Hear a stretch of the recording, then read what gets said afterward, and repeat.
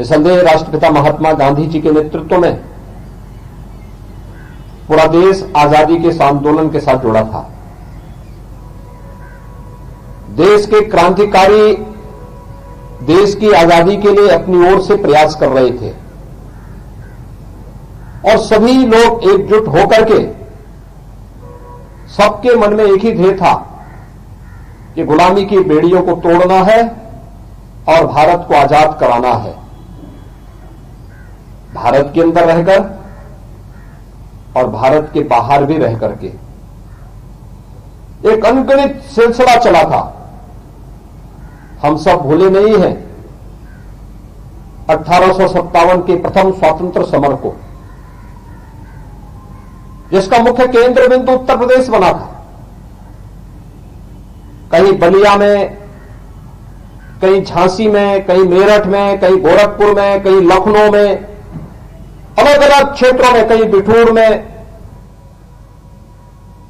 आजादी की क्रांति की लौ जलती हुई दिखाई दे रही थी।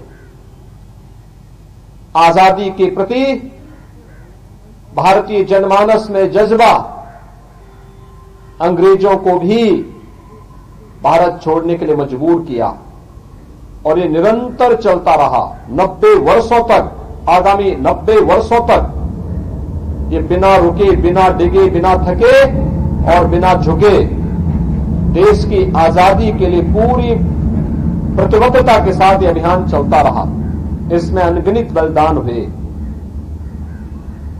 अनगिनत प्रबल यातनाएं झेलने के लिए मजबूर होना पड़ा। कहीं चोरी चोरा की घटना होती थी, कहीं पर काकोरी के नायकों को बिना सुनवाई की फांसी की सजा होती थी, कहीं जलियांवाला बाग हत्याकांड हो जाता था, कहीं पर कोई इस प्रकार की अन्य बर्बर विदेशी हुकूमत के कृत्यों को देख करके पूरा देश न केवल आक्रोशित होता था बल्कि उनके मन में और भी बड़ी भावना के साथ देश को आजादी की ओर अग्रसर करने का एक नया जज्बा आगे बढ़ता था। नेताजी सुभाष चंद्र बोस भारत की आजादी को कराने वाले अग्रिम नेताओं के एक महानायक थे, जिन्होंने भारत के अंदर रह करके तो अपनी अच्छी यानी सिविल सेवा से चाहते तो सिविल सेवा के माध्यम से, अंग्रेजों के माध्यम से अच्छी सैलरी पाकर के, अच्छी सुविधा पाकर के भारत में रह करके, ब्रिटेन में रह करके अपने और अपने परिवार की देखभाल कर सकते थे, लेकिन उन्हें यह स्वीकार्य नहीं था। ब्रिटिश हुकूमत की चाकरी उन्हें पसंद नहीं थी।